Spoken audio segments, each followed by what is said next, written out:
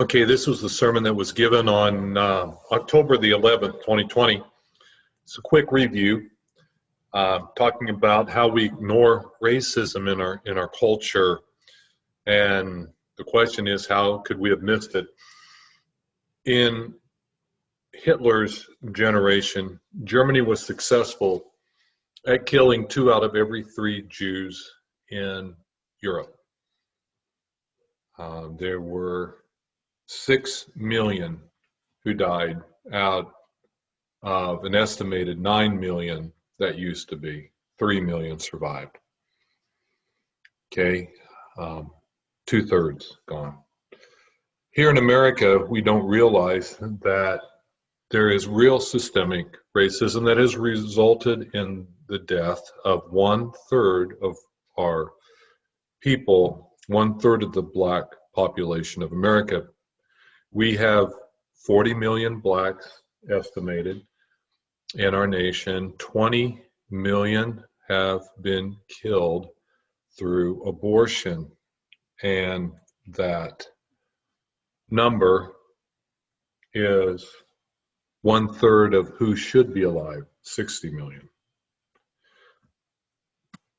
Margaret Sanger said, birth control, it's a means the release and cultivation of the better racial elements in our society and the gradual suppression, elimination, and eventual extirpation of defective stocks, those human weeds which threaten the blooming of the finest flowers of American civilization. This is a dark statement, folks. When we talk about systemic racism, we talk about systems that racism was foundational in its structuring. And Margaret Sanger, when she helped found Planned Parenthood, it was all about getting rid of undesirable, defective stocks. Black people were one of those stocks that were considered defective. And so the system was designed to get rid of them. And it's done a really good job. 1/3 of the Black population has been gotten rid of. Extirpation means extermination. Well, that's a really scary thought, folks, that an organization that was put together to get rid of the weeds, human weeds, has been so successful in our culture. Scripture very clearly tells us that if you faint in the day of distress, how small is your strength? Rescue those who are being led away to death and restrain those stumbling toward the slaughter. If you say, behold, we did not know about this, does not he who weighs hearts consider it? Does not the one who guards your life know? Will he not repay a man according to his deeds? To think that we're going to escape the judgment of God for the extermination of 1/3 of our Black population is foolish. Yes, we're already suffering because we have lost so much.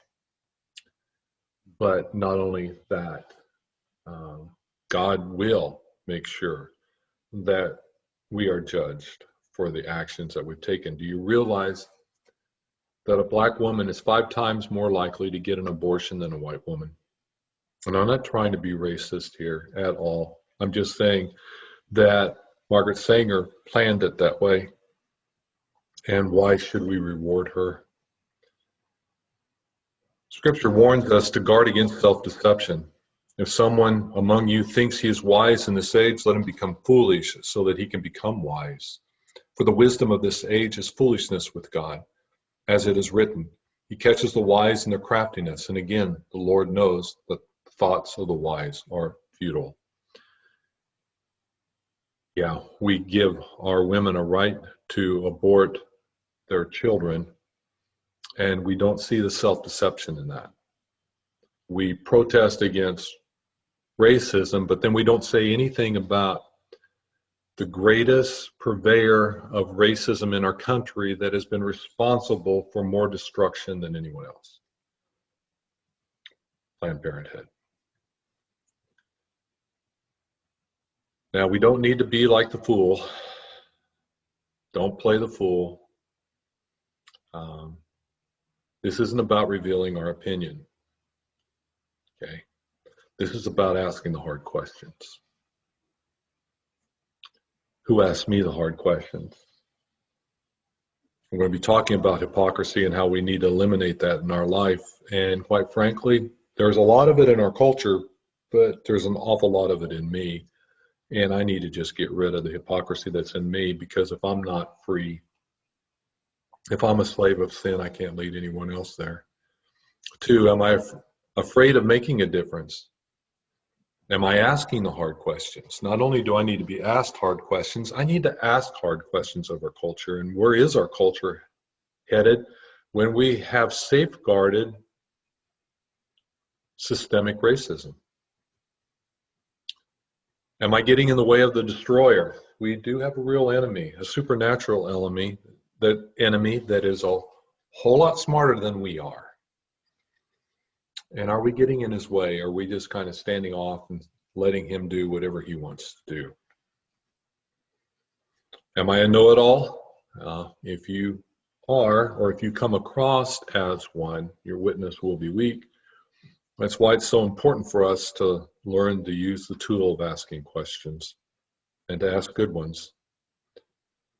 And then the final question is, what does God want our town to be like? And are we missing it? Now, this is just a quick review, but we have some real cultural challenges that are in front of us, and may God help us and bless us as we seek to make a difference in his name.